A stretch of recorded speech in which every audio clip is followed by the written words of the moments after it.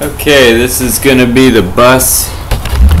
Kind of wore out right now, real tired. And what we did was we pulled out a bunch of the seats, all the seats except for two at the present. What's intended so far, it's tentative. We're gonna put an opposing seat right here where the other seats came out of, since those are such a good sound area. They adhere onto this here panel.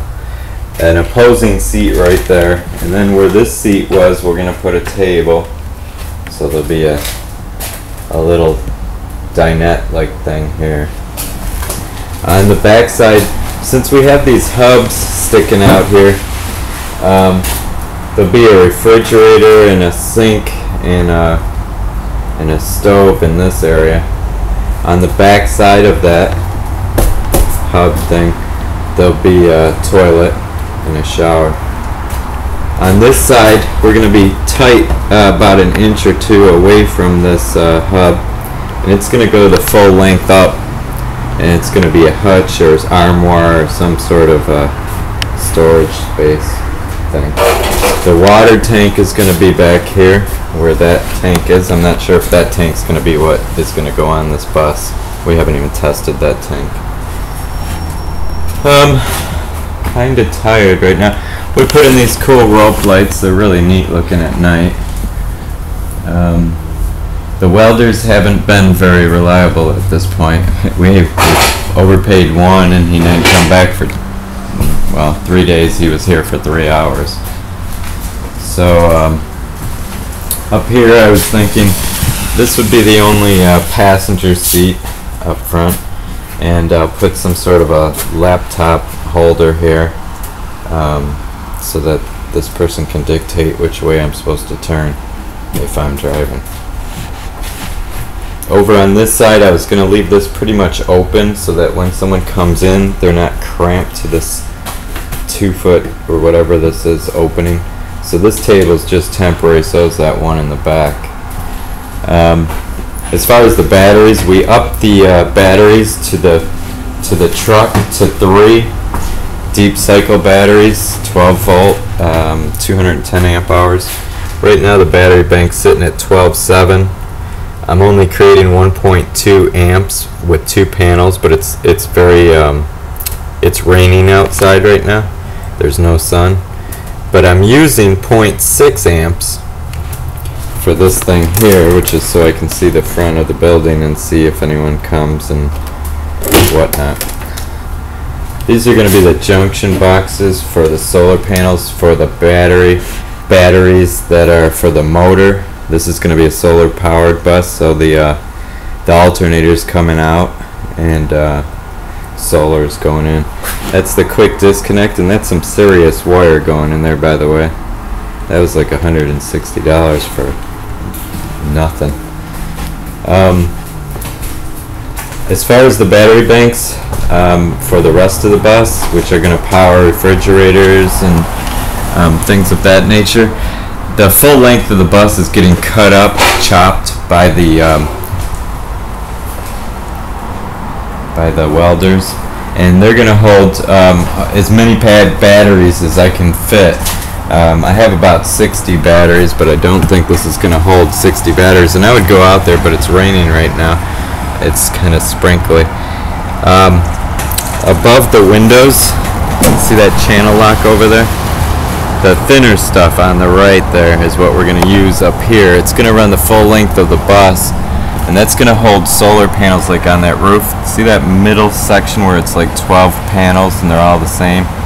Those are probably going to be the panels that are going to go on the, they're going to be awnings. Instead of awnings for the windows, when you park, it'll just supplement the panels that are on top of the roof that'll be permanently placed.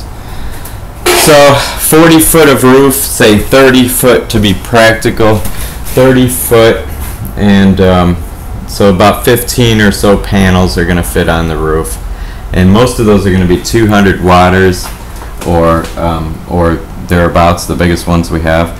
The 200 watters are 24 volt. The 200 watters are like on this solar tracker right here. That's a 200 watt 24 volt panel, and that's the one that's gonna, there's 3 up on the roof that match that, and those are gonna be for the refrigerator, for the big stuff, and that'll be probably to a 48 volt battery bank using an MPPT charge controller. Those panels that are 24 volt will be in series to 48 volt. So that'll be plenty of energy for a refrigerator and stove and whatnot. At least I'm hoping. The other panels, the 120s and the 100s, will be for the area right around here where we'll be powering TVs and little stuff like radios, TVs. These kind of fans right here, I might order a bunch of brand new fans like this. This was like a prototype. Makes a lot of energy. If I was to hook it up, you'd see how much. Let me see if I can do it. We don't have any sun out, so I can probably do this without having to worry about burning stuff up. So if I touch these 2 wires, I think this is the way it's gonna go. Let's see.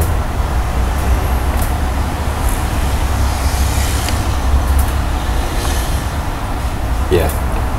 Alrighty, so if I touch this wire here and oops, and this wire here and oops, there you have it. So plenty of wind. I mean, it's real cool. If the window's open, it'd be even better. Nice breeze off of those little fans. They're quiet. They don't use hardly no electricity. Matter of fact, I think that uses like a total of 2 amps. As opposed to this big fan we were thinking of bringing in here. It's 4 foot by 4 foot, and that fan sits yay high, 4 foot high, and it sucks 7 amps. But it might be incorporated in the back here. So what I'll have probably is have the welders put on some hinges on the inside of this door, maybe on the opposing side if possible, to break up the monotony weight of the and this way it'll be on a swing, so that when we lock this outside door open, we can just simply swing the inside door closed, and it'll have netting to keep out the bugs and stuff, and then the fan will be able to circulate plenty of air. That's a big fan now. That's 7 amps, so that's tentative. I'm not sure how that's gonna go really. Or we can put an air conditioner in the door, something like that. So lots of stuff happening. And that's it. That's phase 2.